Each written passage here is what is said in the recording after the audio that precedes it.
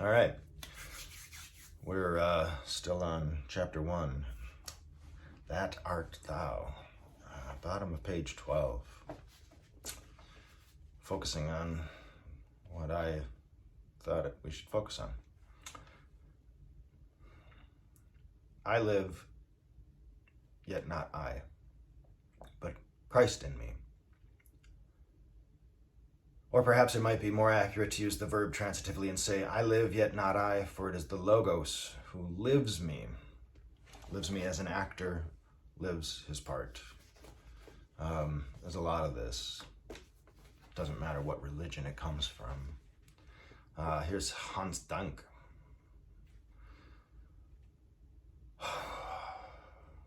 Oh my God, how does it happen in this poor old world that thou art so great, and yet nobody finds thee? That thou callest so loudly, and nobody hears thee? That thou art so near, and nobody feels thee? That thou givest thyself to everyone, and nobody knows thy name? Men flee from thee and say they cannot find thee. They turn their backs and say they cannot see thee. They stop their ears and say they cannot hear thee. Right? So, not true. It's going to come up a lot. If you don't know, it's because you find it most convenient not to know.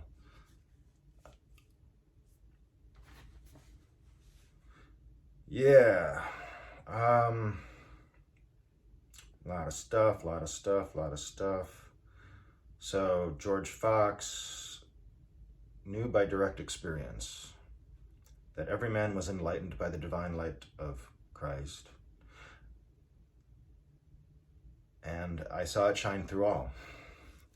And that they believed in it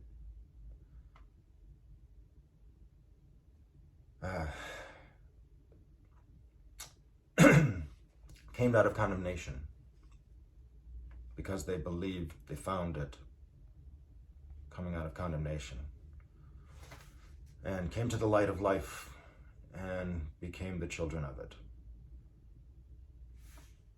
Yeah. All right. Bottom of 14. It is because we don't know who we are, because we are unaware that the kingdom of heaven is within us, that sometimes criminal ways that are so characteristically that we behave in the general. Okay. Because we are unaware of the kingdom of heaven is within us, that we behave in the general silly and often insane and sometimes criminal ways that are so characteristically human. We are saved, we are liberated and enlightened by perceiving the hitherto unperceived good that is already within us, by returning to the eternal ground and remaining where, without knowing it, we've always been. There's talk of Plato. He says the same thing. Theaetetus. Yeah, what does he have to say, right? So, insisting, Theaetetus, written by Plato, he makes the point, so frequently insisted upon by those who have practiced spiritual religion, that it is only by becoming godlike that we can know God. And to become godlike is to identify ourselves with the divine element, which in fact constitutes our essential nature, but of which, in our mainly voluntary ignorance, we choose to remain unaware. Yeah.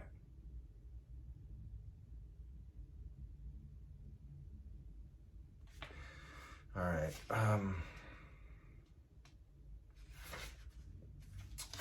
Meister Eckhart, a couple 300 years ago. There is a spirit in the soul, untouched by time and flesh, flowing from the Spirit, remaining in the Spirit, itself wholly spiritual. And this principle is God, ever verdant, ever flowering in all the joy and glory of his actual self.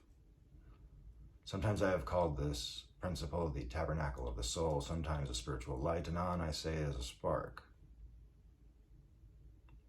But now I say that it is more exalted over this, and that then the heavens are exalted above the earth. So now I name it in a nobler fashion. It is free of all names and void of all forms. It is one and simple as God is one and simple, and no man can in any way, anywise, behold it.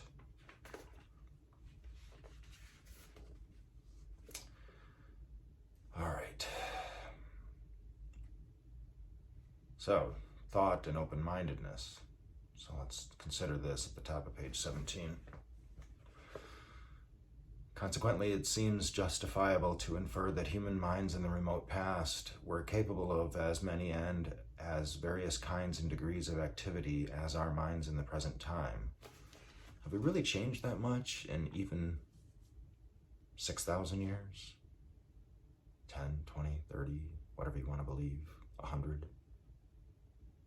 How much have we really changed? Our cognitive abilities, our abilities to, our intellectual abilities, verbal, obviously scientific, very ingenious, great. But as what we actually feel we are, know we are in the experience of being connected with our identity as consciousness. It is, however, certain that many activities undertaken by some minds at the present time were not in the remote past undertaken by any minds at all. For this, there are several obvious reasons. Certain thoughts are practically unthinkable except in terms of an appropriate language and within the framework of an appropriate system, blah, blah, blah. Where these necessary instruments do not exist, the thoughts in question are not expressed and not even conceived. So maybe they didn't think necessarily of these things, but yeah. Nor is this all. The incentive to develop the instruments of certain kinds of thinking is not always present.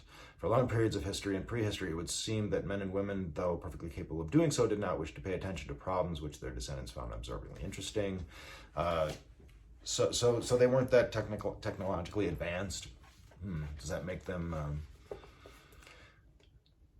not as spiritually advanced? No, it's ridiculous to think that. We've seen the cave paintings. We've seen the wonder, the ceremony. What is this? What am I? Same questions. Our perceptions and our understanding are directed in large measure by our will. This is important. This is the idea behind the mode of the know. It's like the mode of a knower. You know what you want to know, and will know what you want to know by identifying with what you want to know. We'll get there. We are aware of and we think about the things which, for one reason or another, we want to see and understand. Where there's a will, there is an intellectual way. The capacities of the human mind are almost indefinitely great. Whatever we will to do, whether it is to come to the unitive knowledge of the Godhead, consciousness, let's say, or to manufacture self-propelled flamethrowers, we could do that too, that we are able to do, provided always that the willing be sufficiently intense and sustained. It is clear that the willingness be sufficiently intense and sustained.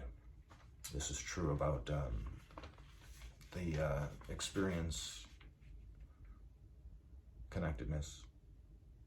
It is clear that many of the things to which modern men have chosen to pay attention were ignored by their predecessors. Consequently, the very means for thinking clearly and fruitfully about the things remained uninvented, not merely during prehistoric times, but even to the opening of the modern era. Right, great, we've done a lot of cool stuff, so what? So let's talk about our spiritual thinkers and how we need to keep them as being a part of society. Much of the world's most original and fruitful thinking is done by people of poor physique and of a thoroughly unpractical turn of mind. Yeah. Because this is so, and because the value of pure thought, whether analytical or integral, has everywhere been more or less clearly recognized. It's like, oh, yeah, that's kind of useful. It's helpful. Provision was and still is made by every civilized society for giving thinkers a measure of protection from the ordinary strains and stresses of social life. The hermitage, the monastery, the college, the academy, and the research laboratory. The begging bowl, the endowment, patronage, and the grant of taxpayers' money. Such are the principal devices that have been used by actives to conserve that rare bird, the religious, philosophical, artistic, or scientific contemplative. In many primitive societies, conditions are hard and there is no surplus wealth. The born contemplative had to face struggles for existence and social predominance without protection. The result, in most cases, is that he dies young or too desperately, but merely, desperately just keep him busy to survive, to be able to devote his attention to anything else. When this happens, the prevailing philosophy will be that of the hardy, extroverted man of action. Here's the importance of this and why we need to foster certain spiritual, philosophical, enlightening research and thought. Not for everybody, but for that particular person who has a strange turn of mind. Okay, so we know that born contemplatives, top of page 19, in the realm both of analytical and integral thought have turned up in fair numbers and at frequent intervals during recorded history. There is therefore every reason to suppose that they turned up before history was recorded. That many of these people died young or were unable to exercise their talents is certain, but a few of them have survived.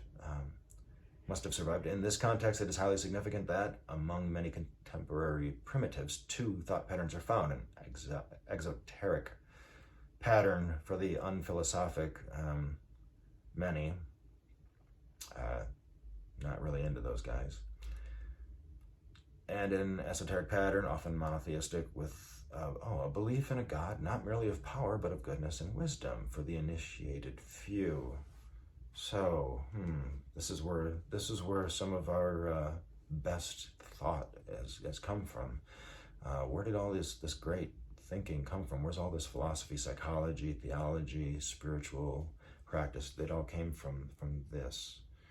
The fundamental ideas of the perennial philosophy can be formulated in a very simple vocabulary, and the experiences to which the ideas refer can, and indeed must, be had immediately and apart from any vocabulary whatsoever.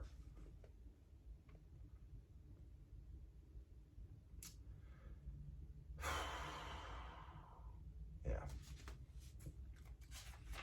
So, let's wrap it up here. In the way of genuine spirituality, we're at the top of page 20. Just as even in modern industrial societies, a few people work their way out of prevailing preoccupation with matter and stuff and getting, and through the prevailing habits of analytical thought and all that stuff, it's just like, okay, yeah, enough, great, into the direct experience of the spiritual ground of things. That's what we're talking about. And what is that? You are that art thou. That's why we're reading this. So here's a doctor talking about stuff. So, no progress in ethnology will be achieved until scholars rid themselves once and for all of the curious notion that everything possesses a history, until they realize that certain ideas and certain concepts are as ultimate for man as a social being as specific psychological reactions are ultimately for him as a biological being. Stop searching those who have talked about it, start experiencing it for yourself, which is something that a state which man as man has always had in his power to realize. Anyone can experience this. Everyone can. Direct awareness of the eternally complete consciousness. Direct awareness of eternally complete consciousness, which is the ground of the material world, which is what everything comes out of, is a possibility occasioned actually by some human beings at almost any stage of their own personal development, from childhood to old age and at any period of the race's history. So we're going to get into that.